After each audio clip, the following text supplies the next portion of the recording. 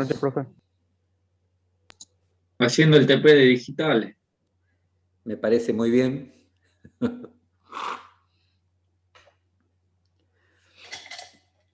Yo también todavía me falta ponerme a corregir.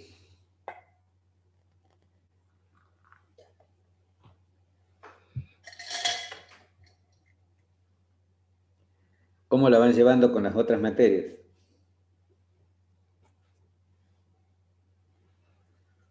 Y va, ahí va. Aguantando, Ahí profe. vamos. Sobreviviendo.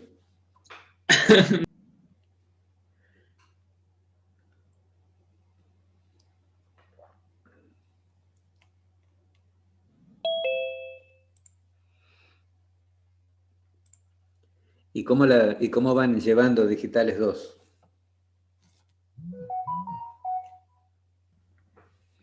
Bien, como que todo es muy nuevo y que hay que aprender bien desde cero. Bien, bien. Pero, o sea, ¿les está sirviendo lo que van viendo? Sí, Ya van a ver que a partir de ahora, es como que vamos a subir exponencialmente en cuanto a lo que son la parte de conocimientos prácticos y bueno, van a entender un poquito más algunas cosas que quizás suenan un poco demasiado abstractas. Pero bueno, ya van a ver para qué sirve todas estas cosas que estamos viendo. Porque en definitiva, es sencillo ser ingeniero de escritorio, ¿cierto? Lo que se pone interesante es cuando pasamos ya a la parte práctica, cuando empezamos a hacer funcionar las cosas. Eso es un poco lo que yo pretendo brindarles más que nada a ustedes. Y bueno, por eso, por ahí, digamos, las exigencias que uno les pone, es bueno, siempre como se darán cuenta, es para beneficio de ustedes, más que nada, ¿sí? Ya saben que si por ahí alguno tiene algún inconveniente, puede hablar conmigo y vemos cómo solucionamos las cosas. Pero ya saben, si por ahí tienen algún problema, si me avisan con tiempo, espectacular, yo me acomodo, ¿sí? Y vemos y solucionamos. Bueno, espero que les vaya siendo útil lo que estamos viendo. Esta parte, hasta lo que vamos a ver ahora que termina Cintia de exponer hoy, digamos que el protagonismo lo tuvieron ustedes, más que nada. ¿Qué les pareció la experiencia? Cuéntenme un poquito, como para que podamos, como para que yo pueda ir viendo si vamos bien, qué cosas se pueden mejorar. Por eso es importante de vez en cuando parar un poquito la pelota y hablar con ustedes para ver cómo van, si tienen algunas sugerencias, serán bienvenidas. Cuéntenme qué les ha parecido la experiencia de los seminarios. en mi caso, que me ha tocado un cuestionario, era Sí. como que veía que todo lo que iban exponiendo mis compañeros eh, estaba como resumido en una o dos preguntas de lo que a mí me tocaba. Y bueno, era como, no sé, afianzar más eso sería, en mi caso, porque a mí me tocó, bueno, eso justo el cuestionario. Bien, bien. Incluso ustedes habrán notado por ahí que había, como dice Ontivero, algunos temas que pueden parecer incluso hasta redundantes porque ya se los había tocado en otros temas. Pero esos temas son precisamente los más importantes y, y digamos, ustedes le van a tener que pegar una mirada cuando tengamos el segundo parcial. Cuando hagamos, digamos, el segundo parcial, se va a incluir estos temas precisamente. Pero como es tan amplio, yo voy a acotar a ciertos temas puntuales como para que ustedes puedan profundizar y prepararse bien. Porque tampoco, o sea, eh, nosotros, o sea, uno es consciente de que no se puede ni dar todo ni pedir todo tampoco. Pero sí, nuestra función es marcar un poco cuáles son los puntos más importantes. Y sobre eso siempre yo les voy a hacer hincapié. Y cuando les pase el temario de lo que va para el segundo parcial, voy a tratar de ser lo más específico posible, cosa de que ustedes no se pierdan en semejante maraña de información. Lo que sí, yo a medida que voy viendo y voy corrigiendo, voy subiendo, fíjense ustedes en el capítulo 2 del aula virtual, que es la parte de memorias, yo ahí voy subiendo las monografías que ustedes suben y los PowerPoint que ustedes suben. Les recuerdo de paso que los que no subieron, los que no presentaron el Power, háganlo, cosa que yo lo pueda subir y compartir para que esté a disposición de todos los compañeros, ¿sí? También un poco la idea de los seminarios es que tengan ustedes un pantallazo de un tema que es bastante interesante y que está bueno que investiguemos, en especial ustedes que son los jóvenes de hoy, que investiguen, que sean curiosos, eh, porque bueno, ustedes ahora que son estudiantes pueden darse el lujo hasta de preguntar cosas que hasta parecen tontas. Y yo les sugiero de que nunca dejen de preguntar. Por más que piensen que es una tontera, no importa. Siempre es preferible preguntar y no quedarse con la duda. Porque ustedes recuerden que el día que se reciban, es donde a ustedes se les termina el crédito para hacer, hablando mal y pronto, las bonus preguntas. Porque uno cuando es estudiante, digamos que tiene la dispensa de preguntar porque es estudiante, ¿cierto?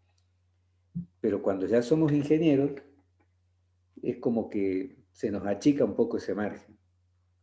Y queda, digamos, queda feo ya un ingeniero preguntando tonteras. Entonces ustedes ahora que son estudiantes, aprovechen y pregunten. Cuando tengan dudas, pregunten, ¿sí? No, no se preocupen si la pregunta les parece o no tonta, porque yo soy de los que piensan que no hay preguntas tontas, ¿sí? Y bueno, estamos acá para eso. ¿Qué les pareció como experiencia? Una parte de Ontivero, a ver, alguien más que quiera compartir. Bien, estuvo bueno como para ir acostumbrándose a hablar en público. Sí, sí, porque esa es un poco la idea también, que yo se los dije también antes de empezar. A mí todavía me cuesta el explicar sobre circuitos a personas, digamos. Yo lo puedo entender, pero me cuesta expresarlo hacia otro. Es algo Bien, que ojalá algún día pueda aprender bien. y eso no tengan la menor duda, Abel. En la vida todo se aprende. A algunos hay cosas que le cuestan más que a otros, y no a todos nos cuesta lo mismo, y no todos tenemos las mismas facilidades. Pero jamás piensen de que no pueden, ¿sí? Por más que ustedes sientan una limitación, ustedes lo tienen que tomar como un desafío. Si ustedes toman las limitaciones que reconocen en ustedes mismos como un desafío, yo les garantizo que si perseveran, tarde o temprano, y cuanto menos se den cuenta, van a superar eso que ustedes creen que no pueden. Así que nunca duden de ustedes mismos, ¿sí? Nunca duden, porque todo se supera, todo.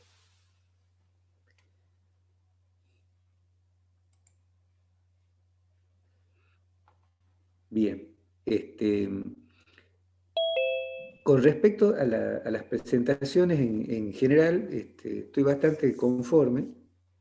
En algunos casos creo que podrían haber dado un poquito más. En general sería bueno, y esto ya vamos a ver alguna manera de poder evaluarlos.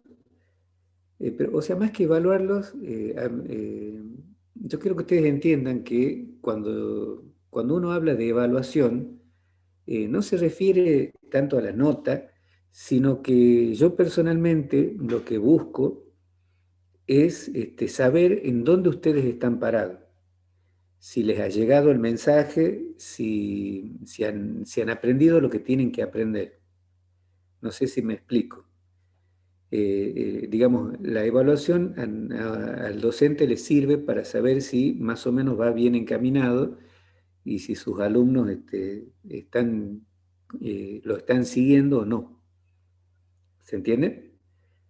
Lógicamente que uno se plantea, digamos, por ejemplo, la posibilidad de promocionar la materia. Esta es una materia que es interesante ponerle ficha para promocionarla porque es larga. Se darán cuenta que el tema es muy amplio. Así que yo por eso les reitero, es una materia para llevar al día. Ustedes la llevan al día, van cumpliendo con los requisitos y van a tener éxito, les va a ir bien. Si no, se les va a tornar un poco pesada.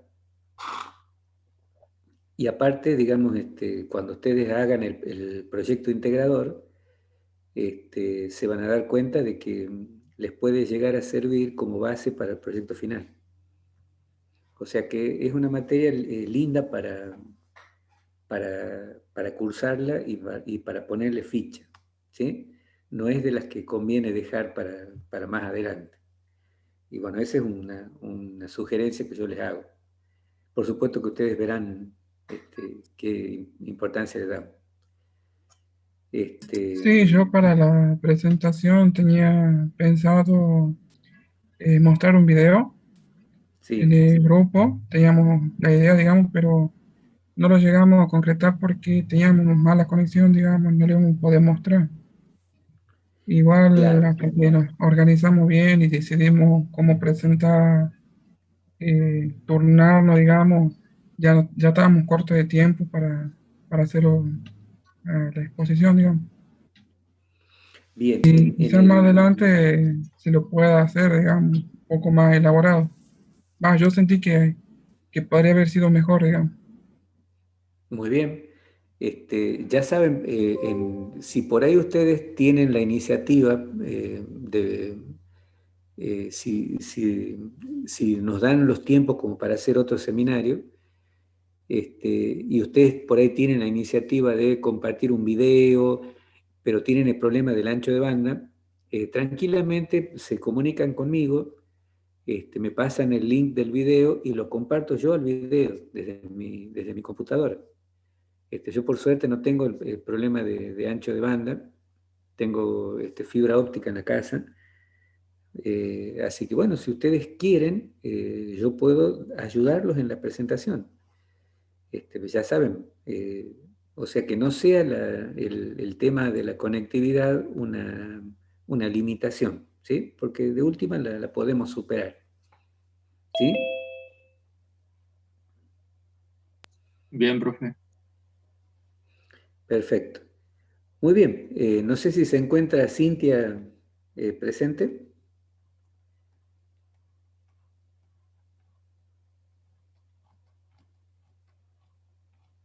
Aparentemente no, porque suenan los grillitos acá de fondo. ¿Alguien tiene contacto con Cintia? Ahora no está en la reunión de Zoom. Sí. porque bueno, habíamos quedado que arrancábamos con ella. Pero bueno,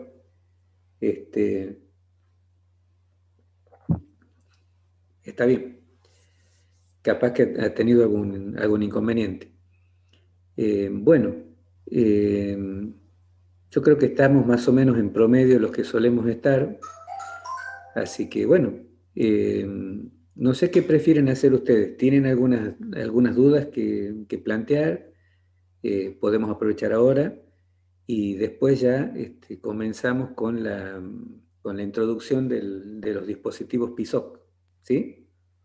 Tengo una duda, ingeniero, sobre el TP4, que lo estoy terminando ahora. En el Bien. punto 4 que pide el tema del relé conectado para manejar una lámpara a 220, ¿el Ujú. circuito puede ir con un par de Arlington o también puede ser un transistor simple, digamos, un BC548?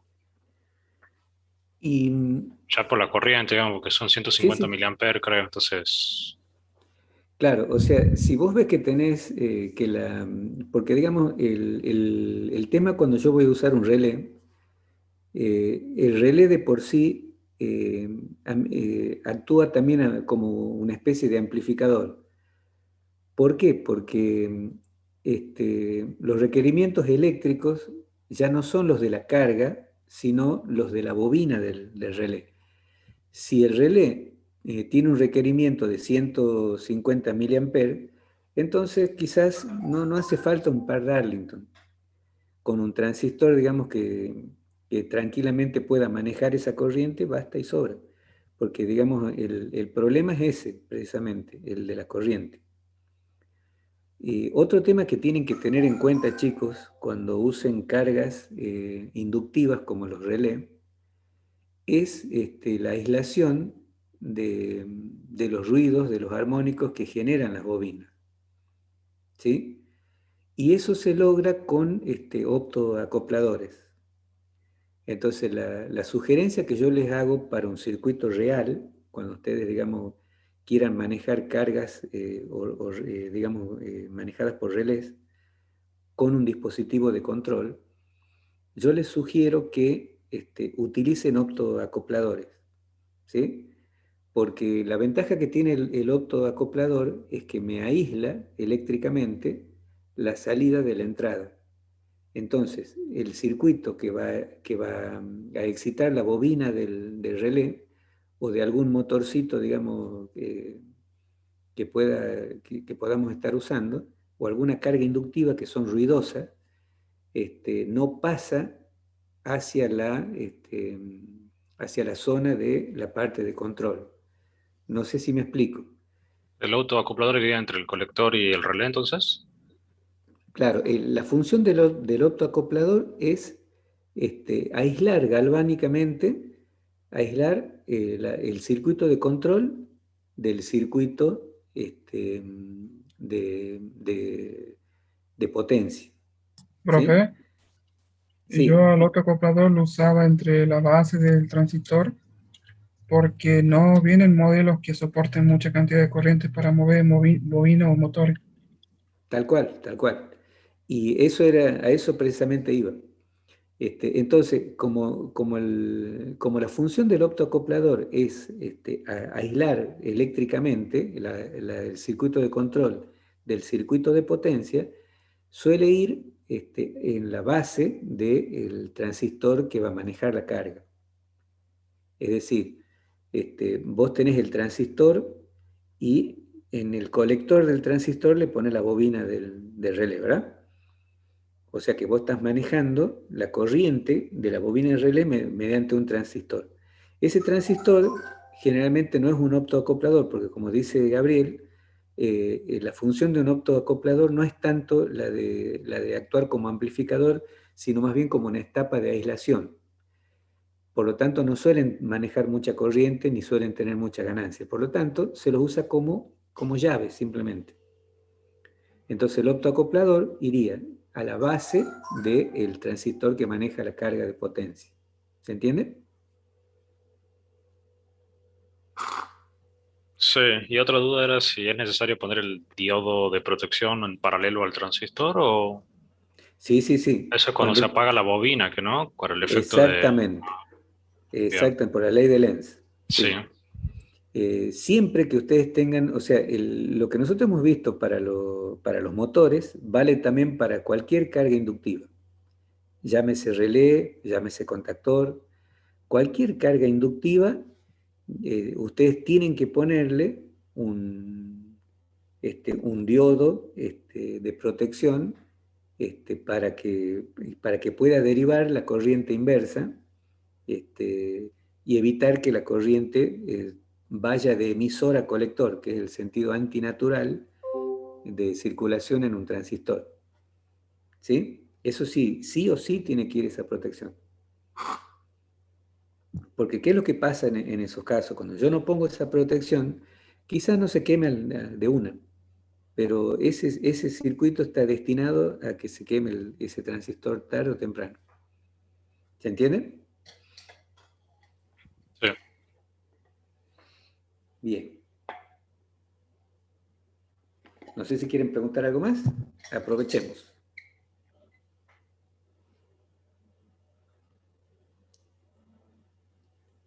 Otra cosa, antes que me olvide. Otra recomendación respecto de la alimentación. Siempre es recomendable que la alimentación del circuito de control sea independiente de la alimentación del circuito de potencia. ¿Se entiende? ¿Por qué motivo? Por los ruidos y los transistorios que puede generar la parte de potencia. Entonces, es recomendable que las alimentaciones sean independientes. ¿Sí? Otra recomendación para la alimentación del circuito de control es poner entre VCC y masa un capacitor de más o menos 100 nanofaradios que sirve como filtro a las frecuencias de ruido del orden de los megahertz. Entonces, cuando ustedes tengan en la línea de alimentación ruidos del orden del megahertz, que son los que suelen interferir en las operaciones de control, ese transistor, ese capacitor, lo deriva directamente a masa. O sea, eso por norma, ustedes acostúmbrense a usar siempre un capacitorcito de 100 nanofaradios como filtro de ruido para la fuente de alimentación, especialmente en la parte del circuito de control.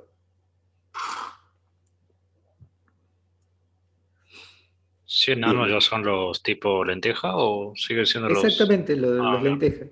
Sí. Sí, o sea, son los cerámicos, no los electrolíticos. Claro, claro. Porque los electrolíticos tienen la función más que nada de almacenar carga. En cambio, los cerámicos se usan para filtro de ruido. Por eso antes... Sí.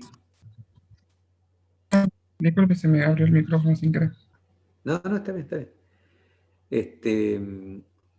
Entonces, cuando hablemos de capacitor de filtro, ya tácitamente nos pongamos de acuerdo en que estamos hablando de capacitores cerámicos, ¿sí?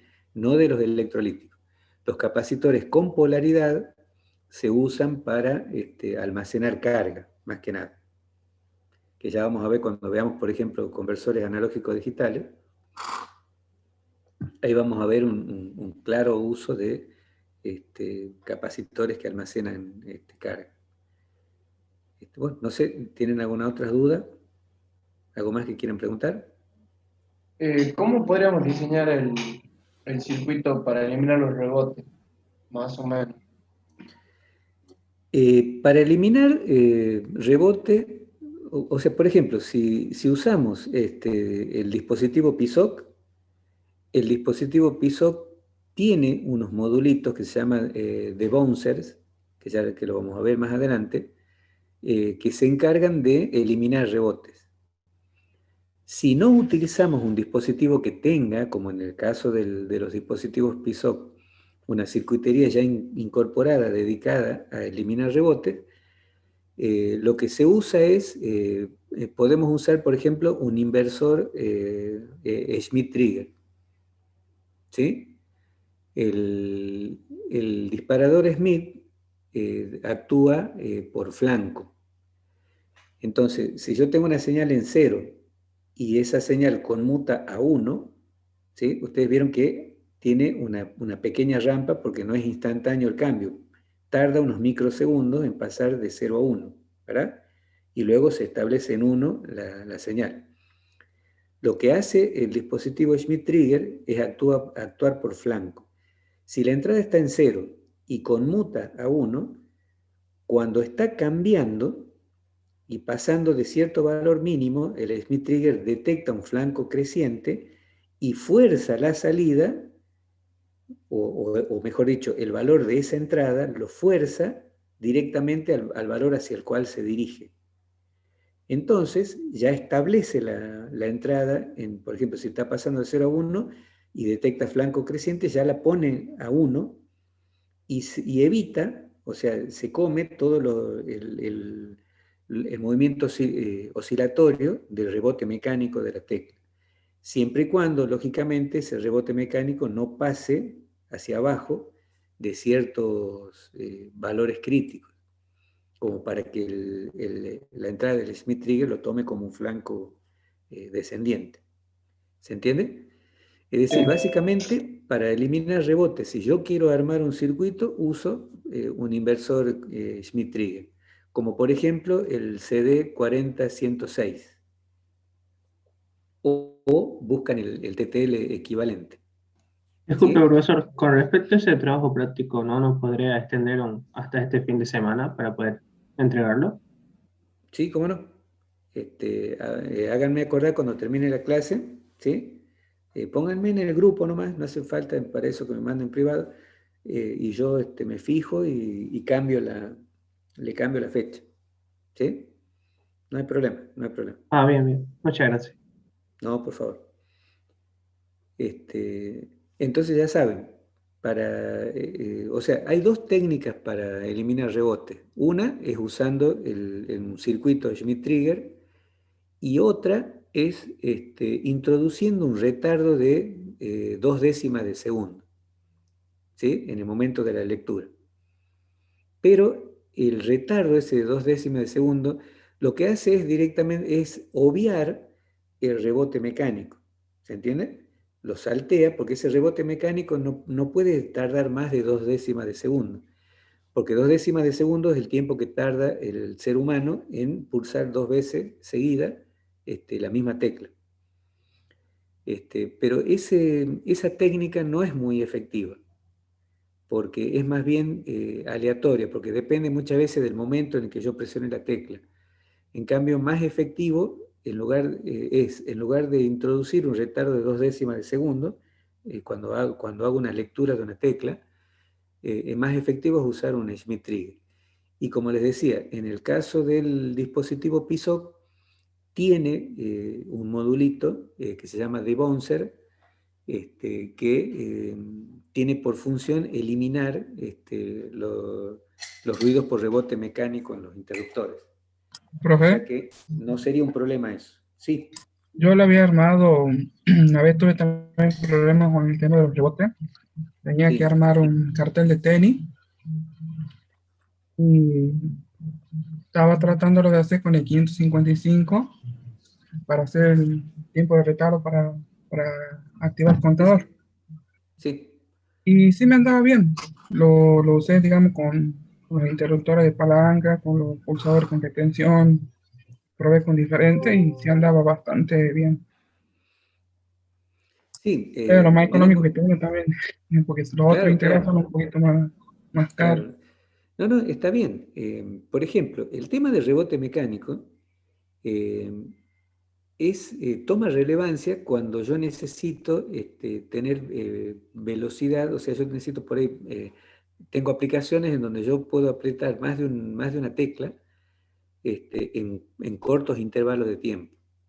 ¿Me entienden? Ahí se torna un poco más crítico el control de la eliminación de rebote. Pero para aplicaciones normales, ustedes ven que uno presiona la tecla y normalmente la tiene presionada hasta que el dispositivo lo tome.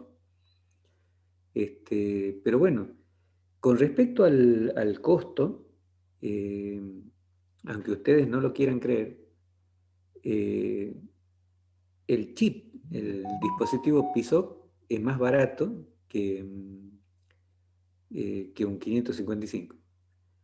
El problema es en que, bueno, va en montaje superficial y es un poco más complicado para armar el circuito, ¿sí? La parte de fabricación. Por eso es que nosotros, digamos, no dejamos de ver ese tema. A ver, disculpen que tengo acá un mensaje.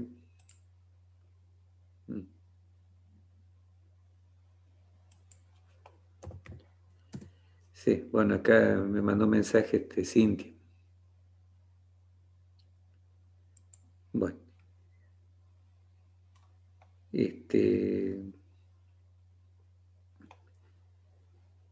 Bueno, no sé si responde a la pregunta. Ya me perdí. Disculpen. Sí, profe, muchas gracias.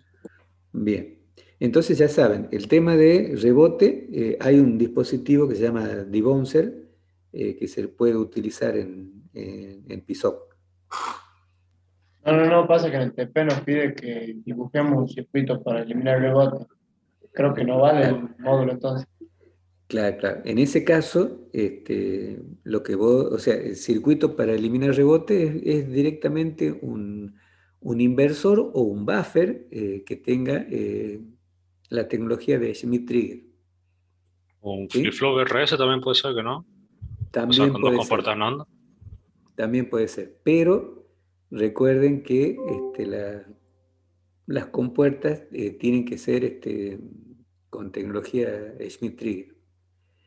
Sí. O sea, en resumen, el circuito más simple y más económico para hacer un antirrebote es simplemente o un inversor o un buffer con Schmitt-Trigger. Es lo más simple, porque toma, digamos, las características del Schmitt-Trigger. Como yo les decía, un Schmitt-Trigger se dispara por flanco, no por nivel. Por lo tanto, cuando detecta que va pasando de 0 a 1 o de 1 a 0, fuerza la salida al estado hacia el cual se dirige el flanco. ¿Se entiende? Entonces ahí, digamos, corta de cuajo, digamos, las oscilaciones por rebote mecánico en el interruptor. ¿Se entiende?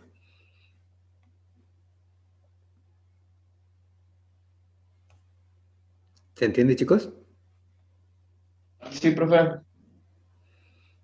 Bien. Muy bien. ¿Alguna otra pregunta?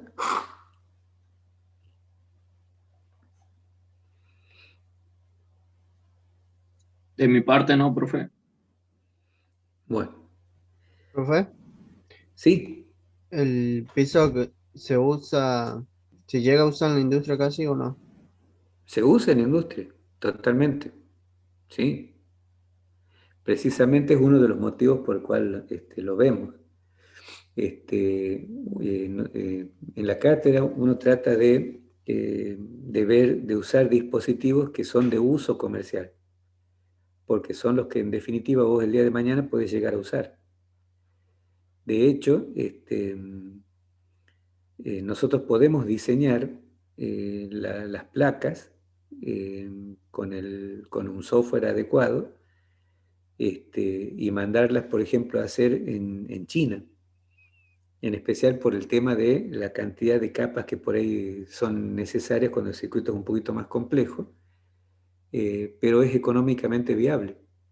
Y de hecho uno puede hacer un diseño, por ejemplo, usando un dispositivo PISOC u otro microcontrolador que vienen en encapsulados para montaje superficial y armar un dispositivo, sí señor, sí se puede. Y de hecho se usa. Van a ver ustedes que incluso para su proyecto final podrían llegar incluso a hacer eso. Profe, Sí. yo le quería consultar por el tema del proyecto integrador que tenemos que presentar. Sí. Yo tengo ahí juntando polvo dos proyectos, digamos, que los hice funcionar alguna vez quedaron andando, después me aburrí, lo empecé a destripar por todos lados. Y bueno, quedaron semi armados. Quería consultarles si no hay problema, digamos, de presentarlos a eso con el PSOC, digamos. Uno de Sí, los dos, no, uno no era hay el problema. contador de tenis que le decía, pero no usa control de potencia como por ejemplo un motor, por así decirlo. No, no, está bien, pero vos, por ejemplo, para hacer un controlador de tablero de tenis, si manejás potencia, porque Sí, el sí, sí. tablero Ya. sí usa LED que, digamos, no te consumen 10 miliamperes cada LED. O sea que sí, vos, digamos, en ese caso en concreto, vos estás haciendo una presentación de un dato, incluso le podés hacer adicionarle algunas otras cosas más, porque a vos te permite el dispositivo PISO varias cosas más, como por ejemplo, eh, a vos te permitiría controlar lo que va a salir en el tablero desde el celular. Claro, el que yo había presentado esa vez tenía con display 7 segmentos, no lo hice con un matricial, digamos. El Claro, que sí lo hice como matricial es un cartel esférico. Bueno, es un cartel giratorio, digamos, tiene un motorcito y tiene todo un sistemita que por ahí eh, medio complicado el tema de la multiplicación de los displays. Vale, como yo no claro, quería quedarme muy atrás, le metí RGB, entonces solo lío, digamos, de cablerío. claro, Pero claro, bueno, bueno, no sé, ya todo, depende de mis compañeros si se animan a querer presentar eso, si no, bueno, buscamos algo de cero. y claro, ¿cómo no se van a animar, pues? A mí me gusta cuando ustedes se atreven, ¿sí? Me gusta, yo valoro mucho esa actitud. Cuando veo que ustedes, digamos, tienen alguna idea y se atreven y se mandan. Porque yo les aseguro que de poder sí lo van a poder hacer, sí van a poder. Y van a ver incluso que con el PISOC van a tener mayor libertad de acción. Este, con respecto al manejo de potencia, con las cosas que vemos este año, con los conocimientos que ustedes tienen, yo creo que pueden ya resolver la mayor parte de los problemas de potencia. No van a tener mayores inconvenientes con eso. Y la parte de control, como les digo, ustedes la pueden hacer más interesante inclusive. Y eso le Como quería les, consultar del tema de los módulos. sí, ¿Se puede, digamos, adaptar cualquier módulo al piso o hay que armar una librería especial? totalmente. Y les digo más, los modulitos que ustedes ven que vienen para Arduino, tranquilamente yo los puedo usar con cualquier dispositivo digital, no solamente el PISOC. Con cualquier micro de cualquier marca, yo puedo manejar un modulito para Arduino. Porque ¿cuál es la diferencia? La diferencia, o sea, para el modulito no hay ninguna diferencia que del otro lado esté un Arduino o esté un PISOC o esté cualquier otro dispositivo. Porque en definitiva lo que hace el dispositivo de control es tirarle ceros y unos, que son las señales de control que recibe el dispositivo. Y punto. O sea que esa infinidad maravillosa de modulitos que tiene la marca Arduino, nosotros tranquilamente, de hecho, nos vamos a aprovechar de eso. De hecho, el modulito Bluetooth es el que se usa con los modulitos Arduino, el que vamos a usar nosotros. Y van a ver que tranquilamente yo lo puedo utilizar con un dispositivo PISOC. Driver para motores de continua basados en el ULN 2803 que vienen para Arduino, también lo podemos usar. O el L297, ¿sí? Que sirve para manejar, para control de motores, o el 298 que es de más potencia. O sea, cualquier modulito que viene para Arduino, yo lo puedo utilizar con el PISOC. O sea que imagínense, no, el límite lo ponen ustedes. ¿Se entiende? Y yo cada año voy moviendo la vara un poquito más arriba. ¿sí? Este año, por ejemplo, ya vamos a hacer un poquito más de hincapié en el manejo de control mediante Bluetooth. Y bueno, ya para años siguientes yo le quiero apuntar ya al manejo de lo que es el IoT o Internet de las Cosas, y que nosotros podamos accesar directamente un módem y manejarnos a través de Internet. Porque estamos, digamos, a un tiro a un clic, digamos, de distancia, de pasar de un control inalámbrico, ya sea por radiofrecuencia o Bluetooth, a pasar a un control a través de Internet, estás a un clic. Así que la idea es eso. Y a mí me gusta que ustedes tomen el desafío, ¿sí? Porque yo después, mi idea es tomar los proyectos más interesantes que ustedes hagan y ponerlos a disposición en el aula virtual como para que sirva de apoyo a los que siguen. Y así nosotros vamos construyendo cosas cada vez más complejas. ¿Se entiende? ¿Cuál es la idea? Sí, profe. Sí, profe. Bien. Perfecto. No sé, ¿tienen alguna otra duda? Aprovechen y pregunten.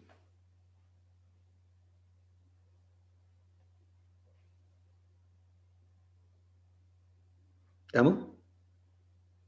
Profe, una consulta. ¿Usted tiene osciloscopio que quiera prestar? No, la verdad que no tengo, pero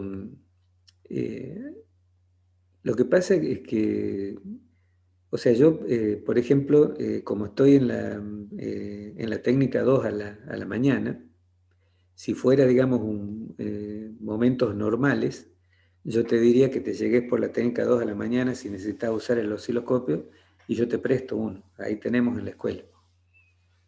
Y vos, o sea, yo te lo dejo a disposición para que lo uses toda la mañana. Mientras yo esté, o incluso puedo hablar con el jefe de laboratorio de la tarde para que te ponga a disposición el instrumento. No hay problema con eso, pero o sea, yo no tengo osciloscopio. Yo no. Y si lo tuviera, no tuviera ningún problema en darles una mano con eso.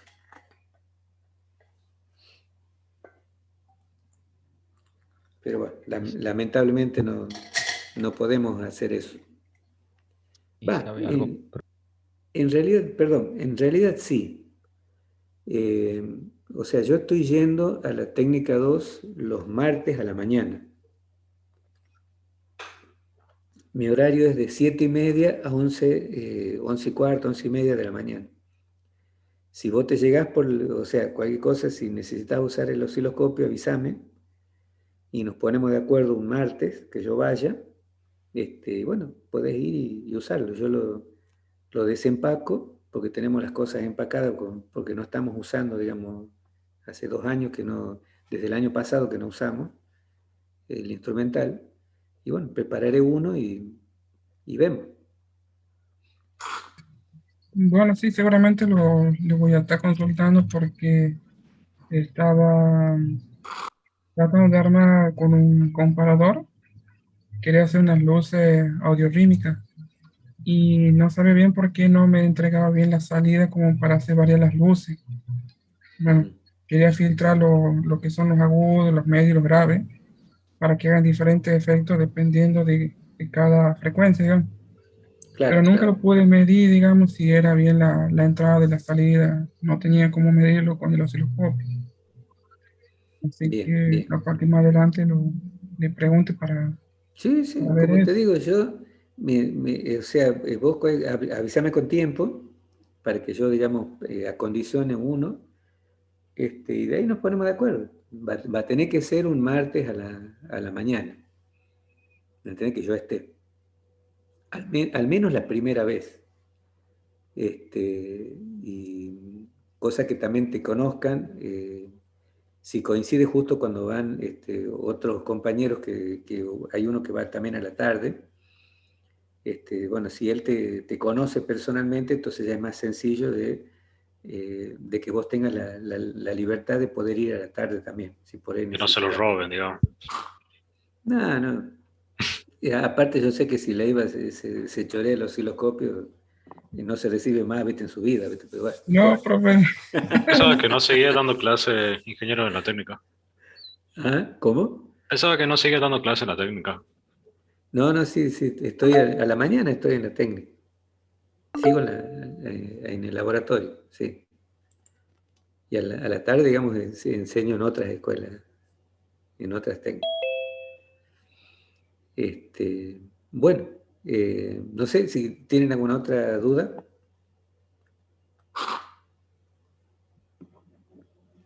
Aprovechen, digamos, la oferta.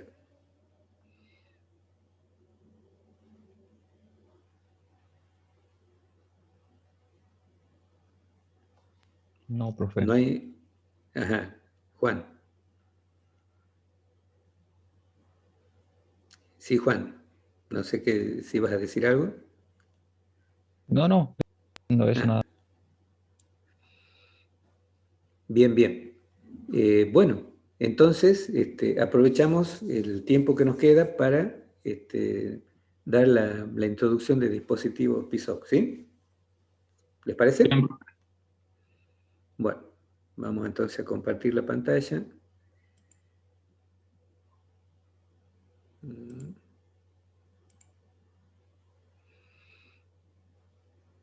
Bien. Pueden ver la pantalla, ¿cierto? Sí, profe. Bueno.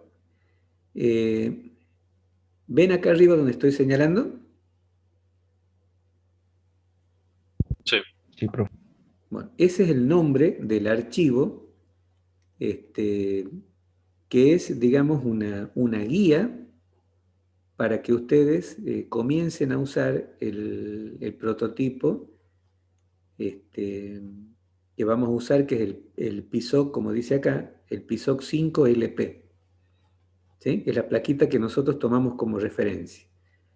Acá, a ver, voy a...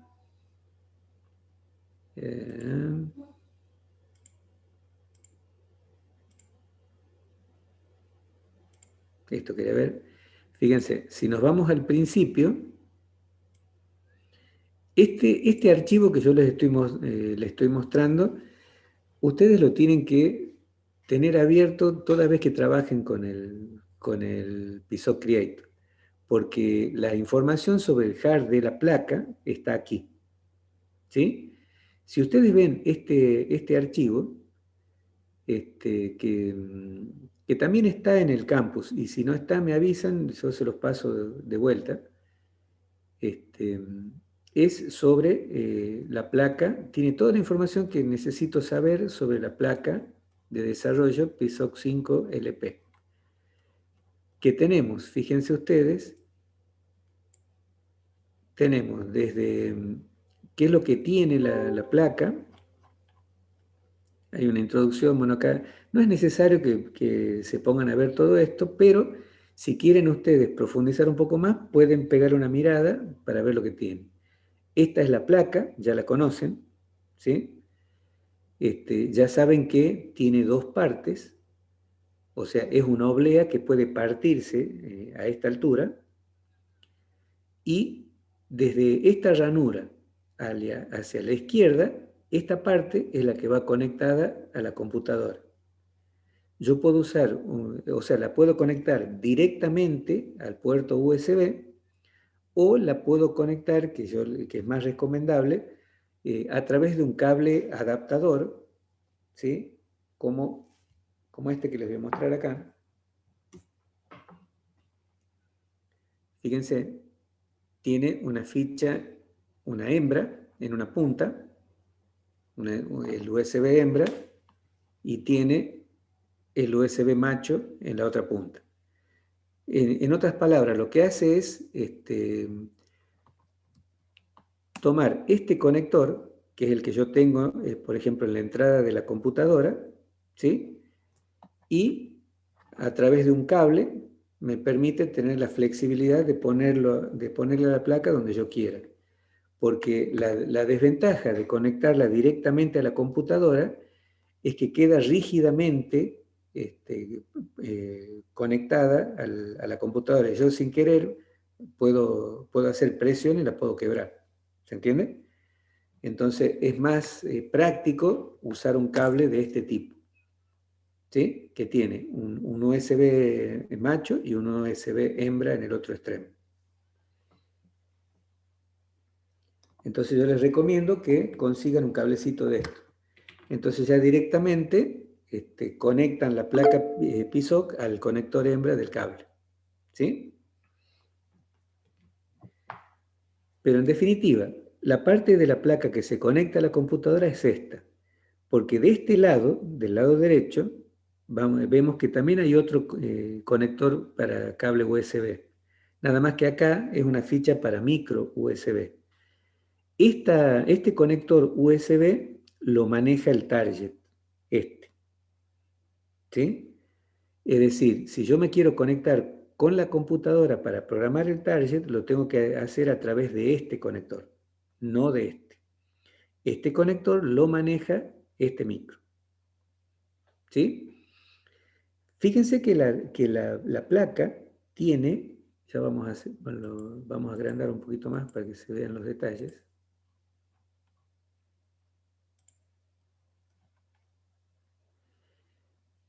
Fíjense que la placa tiene dos micros. Micro 1, micro 2. Este micro se conoce como target y su especificación, su característica o el nombre del micro es esta. ¿Lo ven? Acá es este PSOC, este micro, su nombre es CY8C559, no se ve bien los números acá, LTI-LP097. Este es el nombre del micro, ¿sí? Acá, de este lado, tengo otro PSOC. Pero ¿qué diferencia hay entre este y este? Este, como dijimos, es el micro target, es decir, es el micro sobre el cual nosotros vamos a trabajar, ¿sí? Es decir, cuando yo haga un programita y lo baje a la placa, lo bajo a este micro. ¿Para qué sirve este micro? Este otro micro brinda el soporte de todas las funciones que requiere el programador. Este micro se programa con un firmware que se actualiza toda vez que yo conecto el programador a la computadora, teniendo abierto el PSOC Creator, ¿sí? Que es el software de PSOC. La primera vez que ustedes conecten la placa PSOC a la computadora, es muy importante que se aseguren de tener acceso a Internet. ¿Sí? ¿Por qué les digo esto? Porque el PSOC Creator, cuando detecta que se conecta físicamente a una placa target, automáticamente y de modo transparente al usuario, busca en la nube la actualización del último firmware y lo baja a este micro, que es el que maneja el programador en sí. ¿Me siguen hasta ahí? Por ahí pasa que si yo, por ejemplo, tengo o sea, es la primera vez, generalmente pasa cuando yo lo conecto por primera vez. Cuando yo tengo esta placa, la recibo nueva, es muy, muy probable que el firmware que tenga grabado este micro no sea el último. Y es muy probable también que esté desfasado respecto del firmware que necesita para comunicarse con la versión de PSOC Creator con la que estamos trabajando, que normalmente es la última. Por lo tanto, si ustedes cuando se conectan por primera vez no están conectados a Internet, el PSOC Creator no puede actualizar el firmware que va en este micro. Y es muy probable que les dé error de conexión. ¿Se entiende? Entonces, ustedes, la primera vez que conecten la placa target o la placa de desarrollo con el programador, la primera vez que lo conecten a la computadora con el PSOC Creator abierto, asegúrense de tener el acceso a Internet. Lo que sucede cuando yo me conecto por primera vez, como les dije, el PSOC Creator busca en la nube la última actualización y si encuentra una, la baja y reemplaza el firmware obsoleto que tiene el micro del programador. ¿Se entiende lo que digo? Sí, profe. En mi caso, cuando lo conecté de ingeniero a la placa la primera vez, no se me actualizaba eh, la versión, digamos, de la PSOC y no podía compilar, o sea, cuando lo quería cargar al programa me salía error. Y buscando, tuve que parece que añadir un archivo al PSOC Creator para que se me actualice el firmware. ¿Y qué versión instalaste vos El 4.4, la última que tenía. Pero no sé, si capaz que me faltaba algún driver, no sé, pero me salía un error ahí común en internet y bueno, descargando un archivo y añadiéndolo a la carpeta del instalador, ahí recién se pudo actualizar. Bien, esto que cuenta Gianfranco son cosas que por ahí pueden pasar, aunque no es frecuente, fíjate, porque una de las características que tiene el PSOC es que suele actualizarse solo. Por eso yo les recomiendo, o sea, cuando yo voy a instalar el PSOC Creator en la computadora, por empezar vienen dos versiones, ¿sí? Dos formas de trabajar con PSOC Creator. Una es la versión liviana, que requiere que yo esté online, y otra es la versión más pesada, que no necesita que yo esté conectado a Internet para poder trabajar, ¿sí? Yo les recomiendo que usen esa, la que no necesita conexión a Internet. ¿Por qué? Porque ustedes por ahí, una vez que ya actualicen el firmware del programador, ya no van a necesitar estar siempre conectados a Internet para programar la placa PSOC. O sea, yo les recomiendo de que, aunque usa más espacio, les sugiero que instalen la versión offline, se llama. Se van a dar cuenta porque es la más pesada, pesa más de 1 giga. Pero ¿qué pasa? Cuando yo voy en el proceso de instalación, me pregunta si yo doy permiso para que instale un driver, para que instale esto, para que instale aquello. Yo les recomiendo que le den el permiso para que no falten los drivers o los archivos que deba tener el programa. Y también les sugiero que van a llegar ustedes a una ventana en donde les pregunta acerca de los componentes que quieren incluir y cuáles no en la instalación. Yo les sugiero que, aunque ocupe un poquito más de espacio, que tilden a todos los componentes. Entonces, ustedes de esa manera se van a asegurar de que no les falten archivos cuando instalen el PSOC Creator. Porque esos componentes que te propone que vos podés instalar o no, por ahí son drivers que te manejan, por ejemplo, alguna familia específica de micros que corren con el PSOC Creator. Entonces, yo les sugiero que habiliten todas las familias posibles para que no se queden cortos. Porque si se quedan cortos, después van a tener que reinstalar y buscar, digamos, en los tutoriales y reinstalar lo que falta. Pero por lo general eso no suele suceder. Sin embargo, bueno, ya ante un problema como esto ya lo tenemos un referente que es Gianfranco Casella, ya saben. Si por ahí tienen algún problema, se comunican directamente con Gianfranco para que él les pase, digamos, la solución. ¿Sí? No, profe. Perfecto. O sea que desde ya queda comprometido Gianfranco. Y si no les da respuesta, me avisan para que le meta la goma, ¿no? Cuente con ello. Ya sabía yo que alguno iba a saltar. Bien. Bueno, sigamos entonces con la cuestión. La placa de desarrollo PISOC tiene un par de componentes integrados en la misma, que acá yo estoy señalando uno, esto es un switch, y acá estoy señalando otro, que esto es, a ver, no, este. Esto es un LED de color azul, ¿sí? Fíjense en la imagen, acá dice SW1 2.2 y acá dice LED 1 2.1.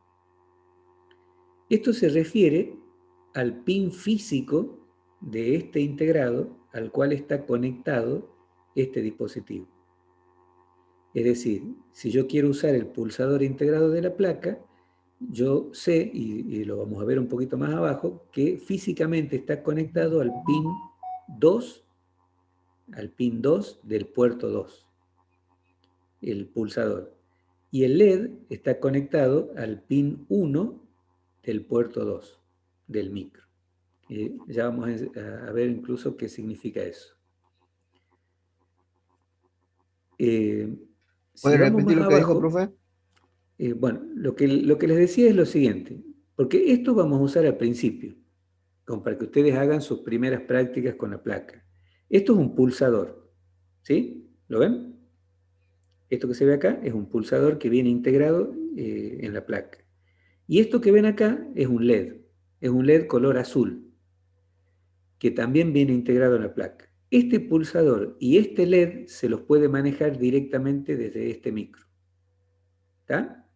Forma parte de la placa de desarrollo. Esto que ustedes ven acá, ¿ven estos numeritos? 1.2, 1.1, 1.0, 2.7. Estos pines están conectados físicamente al integrado, ¿sí? Este microcontrolador tiene una cierta cantidad de puertos de entrada-salida. Los puertos de entrada-salida son registros, ¿sí?, que trabajan en simultáneo, o sea, trabajan en conjunto, pero también yo los puedo programar bit a bit de manera individual. Los puertos del PISOC Creator, si bien el PISOC Creator es un micro de 32 bits, pero maneja puertos de 8 bits para mayor simplicidad. Y fíjense que este número, por ejemplo, yo tomo este pin que dice 1.7.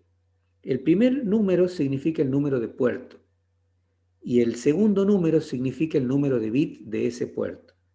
Recuerden que cada puerto tiene 8 bits. Entonces yo tengo un puerto 1 de 8 bits, un puerto 2 de 8 bits, un puerto 3 de 8 bits, un puerto 0 de 8 bits, ¿sí? Pero también van a ver que hay un puerto 12 que no usa por ahí los 8 bits. Pero esos son detalles que ustedes después pueden profundizarlo un poco más, después cuando lo analicen en detalle. Fíjense que acá este pin se conecta a BDD, es decir, lo puedo conectar a una alimentación. Este es masa, ¿ven? Y van a ver que después cuando veamos un poquito, pongamos la lupa sobre el micro, vamos a ver que estos pines comparten funciones. O sea, hay otros módulos, como puede ser un conversor analógico digital, que comparte pin con un puerto de entrada-salida. Entonces yo, cuando lo programe, voy a decidir si ese pin lo uso como entrada-salida o lo uso como entrada de un conversor analógico digital, por ejemplo. Dicho esto, fíjense ustedes que el pulsador dice SW1 2.2.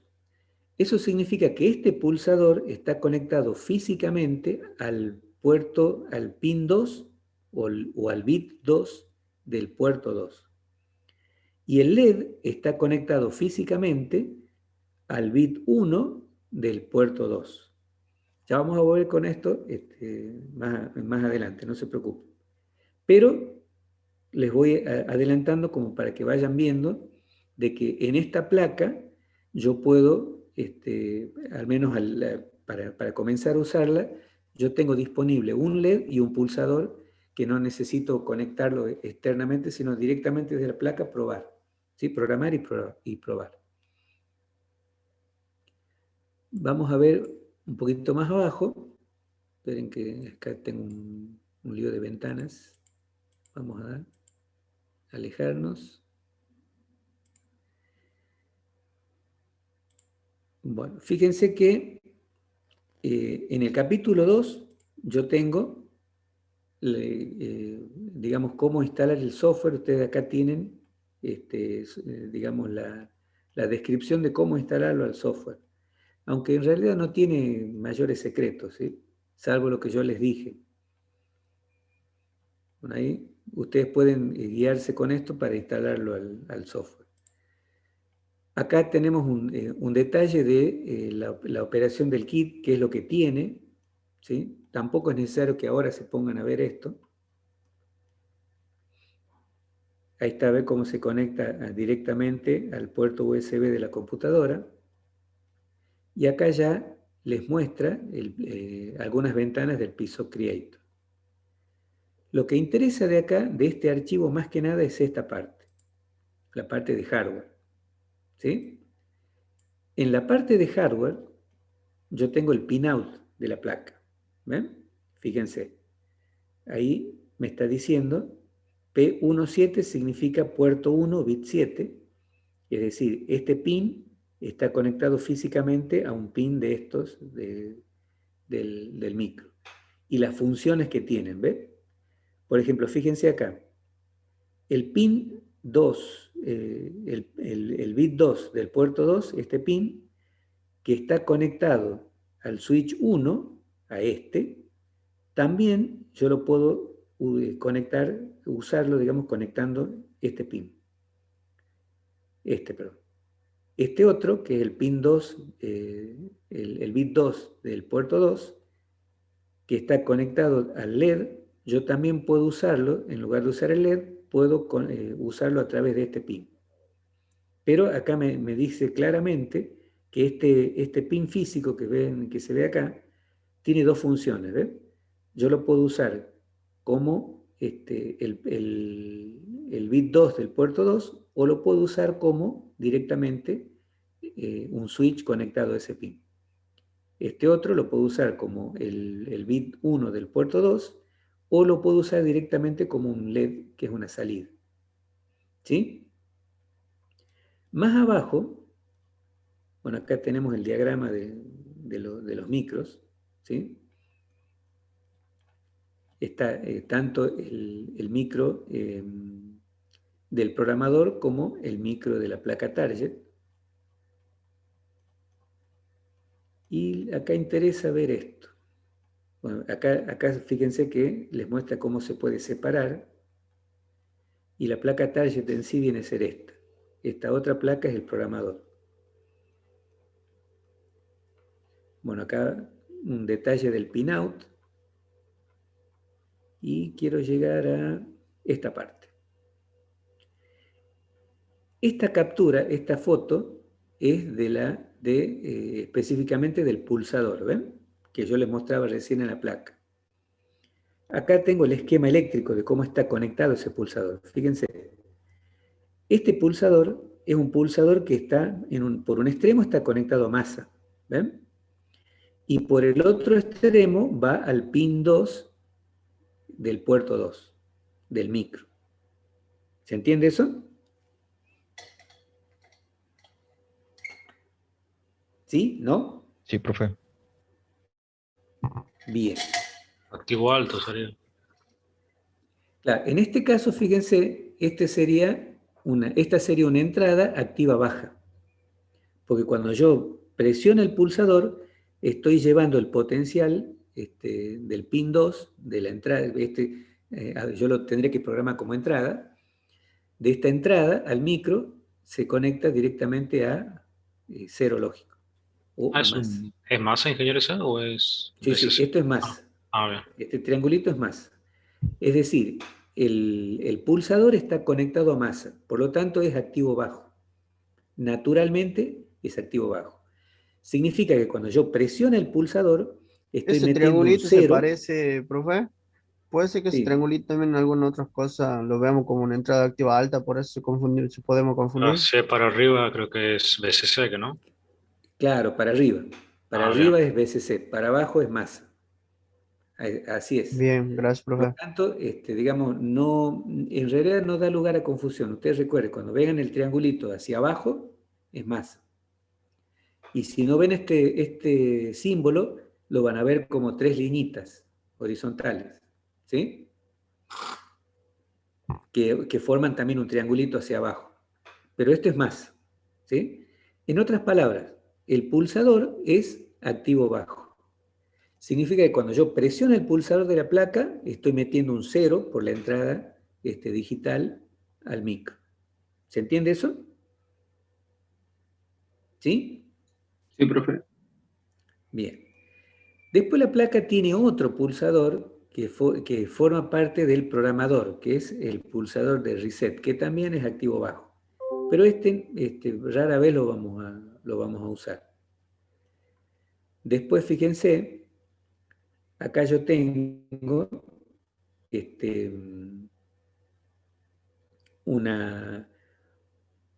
tengo la posibilidad de conectar otro pulsador, ¿ven? De soldarle otro pulsador a la placa. Que internamente uno de los extremos, que vendría a ser el pin 2, que creo que es fíjense que en la placa está conectado también a masa. Es decir, yo tengo un pulsador integrado para usuario, que es este otro pulsador tiene una función específica para el programador, que es, digamos, el pulsador de reset. Y yo, fíjense que acá tengo el switch 2, que lo puedo conectar externamente. ¿Sí? O sea, yo puedo tomar, digamos, un pulsador externo, soldarle un par de cablecitos y mandarlo a la placa. Y ya ahí contaría con 2 pulsadores. ¿Se entiende? Directamente a la placa. ¿Estamos hasta ahí? Estas son Dice entradas. el puerto, ¿verdad? Del pulsador ese extra. A ver, ya me fijo. Fíjate que no lo estoy viendo acá, pero sería cuestión Capaz de que en verlo el bien. pinado arriba, capaz que sale En el el pinado debe SQL, ¿no? estar, sí. Sí. Es raro que no esté acá, porque debería estar. Si no, en el pinado de arriba seguramente está. Lo van a encontrar como XRES. ¿Sí? Con este nombre. Bien, estos son pines de salida, porque son LED. Fíjense, yo tengo un LED ámbar, que es un LED que indica que la placa está alimentada. Este LED está en el programador, ¿sí? La placa target tiene, o sea, la placa de desarrollo tiene 2 placas. La target, que es la más grande, que tiene el micro target, y la más chiquita, que es el programador. Bueno, este LED está en el programador, ¿sí? Y es un LED color ámbar. Este LED indica que la placa está alimentada, ¿sí?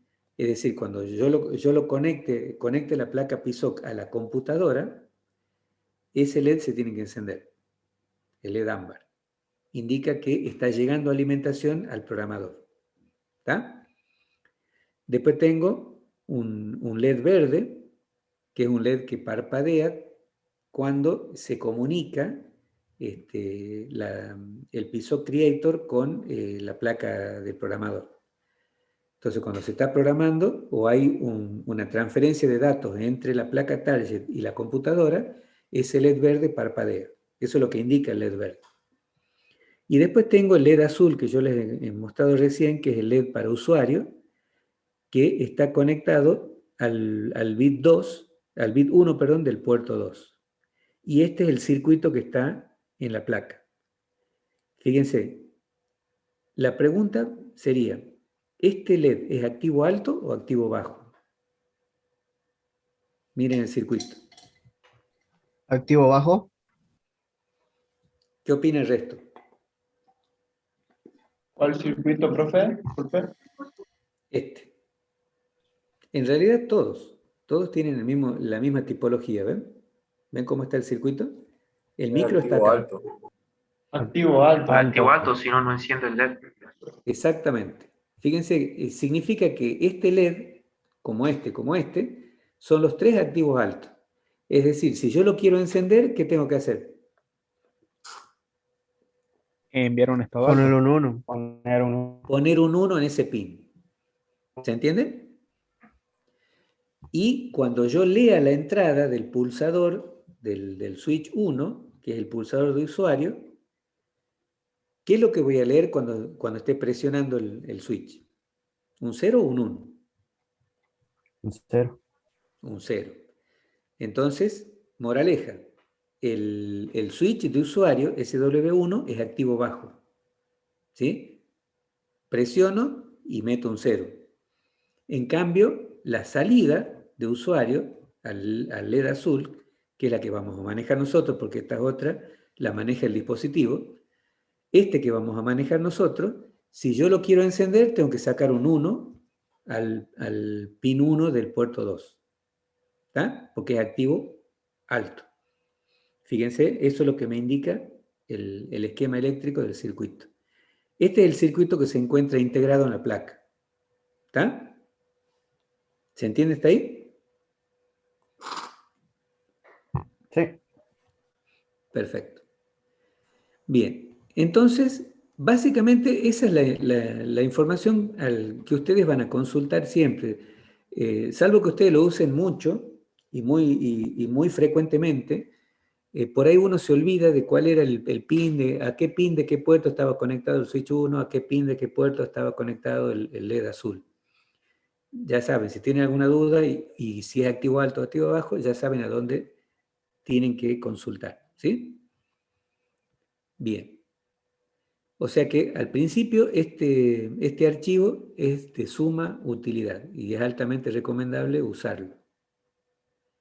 Ahora yo voy a, para ir terminando, les voy a mostrar un poquito el lanzamiento del PISO Creator. Entonces vamos a...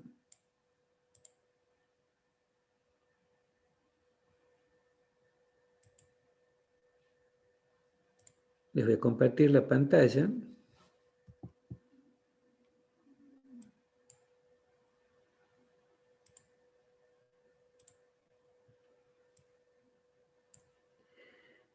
Fíjense, acá está el icono del PISO Creator. Yo acá tengo la versión 3 y la versión 4. ¿Sí?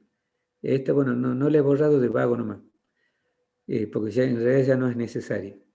Entonces, cuando ustedes instalen el PISO Creator, van a tener este archivo y asegúrense que este otro, que es el que estamos viendo, a menos yo prefiero tenerlo en el escritorio. Ya saben que no es conveniente tener archivos al vicio en el escritorio porque ocupan memoria RAM. Pero como esto es un archivo, no ocupa mucho espacio, yo siempre lo tengo en el escritorio porque está a mano, nada más. Entonces, una vez que ustedes lo instalen, cuando lo ejecuten, fíjense que les aparece esta pantalla. Esto les pregunta, porque,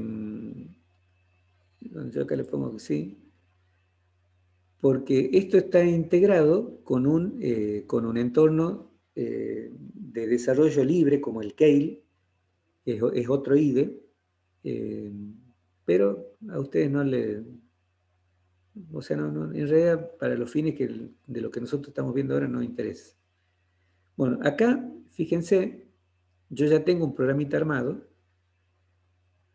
pero lo que quiero que ustedes vean de acá es lo siguiente. ¿Saben qué voy a hacer? Voy a cambiar a la pantalla.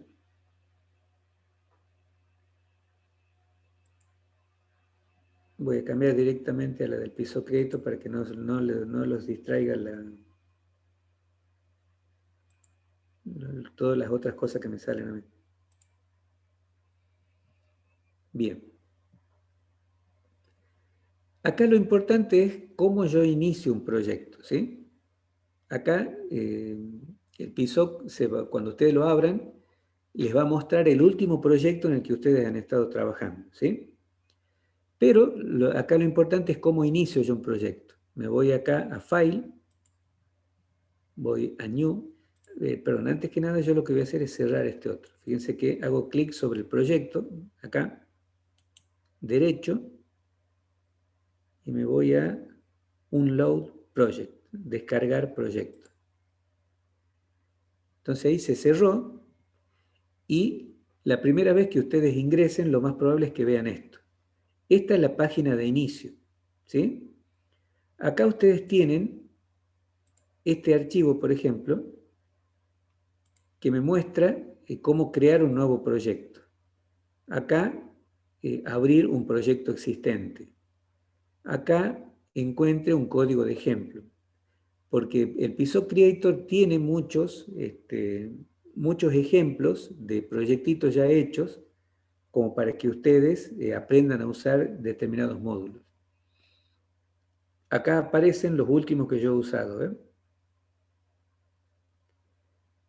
Ahora, yo quiero crear un nuevo proyecto. Lo que hago es, me voy a File, New, Project, y acá es lo interesante. ¿Ven esto que estoy señalando acá? ¿Alcanzan a ver esto? Sí, profe. Sí, profe. ¿No les suena? ¿Qué es esto? Sí, es el código del PSOC, Exactamente. de la Este target. es las características del micro que yo tengo en la placa mía, ¿sí? Y corresponde al PSOC 5 LP. Si yo despliego acá, me sale, o sea, yo puedo hacer acá y lanzar el selector de micros. ¿Ves? Fíjense que yo acá tengo una serie de micros opcionales que es bastante extensa. La primera vez que ustedes se conecten no les va a aparecer directamente esto, sino que ustedes van a tener que elegir del selector, ¿sí? Entonces, ¿qué es lo que ustedes tienen que elegir? Acá tienen que fijarse que esté el micro que tiene la placa target. ¿Se entiende? Porque si le erran ahí, ustedes van a hacer todo el proyecto, espectacular, todo buenísimo, pero cuando vayan a programar, se van a encontrar con el problema. ¿Cuál va a ser el problema? No va a poder compilar porque no va. Claro, No el va a ser programa no va. compatible. Claro, no voy a poder programarla a la placa. ¿Por qué? Porque va a buscar otro micro, ¿sí? Entonces, es muy importante a la hora de crear un proyecto no errarle a la placa y al micro. La placa es una PSOC 5 LP y el micro es este, ¿sí? Entonces, si le erran ahí, no va a pasar nada en un principio, ustedes se van a matar haciendo el proyecto, pero cuando quieran compilar, fueron. Y no va a haber chance de que lo puedan programar al micro porque está preparado para otro micro. ¿Se entiende? Es como querer meter, digamos, un círculo en un cuadrado más chico. Imposible de que calce. Bien, me voy a Next. Acá yo puedo elegir un código de ejemplo o un esquemático vacío, que es el que viene por defecto. ¿Ven? Entonces le doy Next. Y acá yo tengo estas ventanas. El workspace es un directorio que crea, una carpeta que crea el PSOC, del cual yo puedo colgar más de un proyecto. Eso se llama workspace o área de trabajo. Yo puedo tener un solo workspace y poner muchos proyectos en ese workspace que estén relacionados entre sí. Si yo voy a trabajar en proyectos distintos, puedo usar workspace distintos. ¿Se entiende? Es una manera de ordenar a dónde van a ir los proyectos que yo voy a utilizar. Entonces yo acá puedo elegir, fíjense, el nombre. Puedo poner acá, por ejemplo, creo un nuevo workspace. Entonces acá me pide que ponga un nombre. Entonces yo pondré un nombre. ¿Sí? Qué sé yo, por ejemplo, prueba. O sea que yo estoy creando un workspace, una carpeta, que se va a llamar prueba, que va a estar ubicada en mi unidad D y en la carpeta PSOC 5LP. Si yo hago clic en estos puntitos, puedo elegir otra carpeta. Y yo ahí elijo a dónde quiero que el PSOC Creator guarde mis proyectos. ¿Sí? Esto es como cualquier otro dispositivo de esto. Y acá va el nombre del proyecto. El nombre del proyecto tiene que ser, o sea, se sugiere, puede ser cualquier nombre, pero se sugiere que el nombre del proyecto sea acorde a lo que hace el proyecto. ¿Sí? Por ejemplo, nosotros cuando hagamos un proyecto para hacer parpadeo en LED, yo le voy a poner, por ejemplo, como nombre, parpadeo o blinking, que es su sinónimo en inglés. Entonces, bueno, ahí yo designo el workspace, pongo un nombre al proyecto y ahí termina la configuración. ¿Sí? Bueno, acá me dice que fue modificado el trayecto, si quiero cambiarlo o no. Si le pongo que sí, fíjense, ahí me creó un proyecto nuevo. Y hasta acá, digamos, llegamos en la clase de hoy. El miércoles que viene retomamos aquí y ya vamos a ver ya más en detalle lo que tiene el PSOC Creator y vamos a hacer un par de proyectitos bien básicos como para que puedan usar la placa. Les sugiero que descarguen el PSOC Creator de la página de Ciprés, lo instalen y ya lo vayan, le vayan pegando una miroteada. ¿Sí? Sí, señor.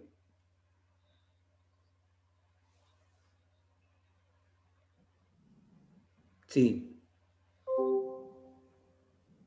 Todo funciona no solo con PSOC, con cualquier dispositivo digital.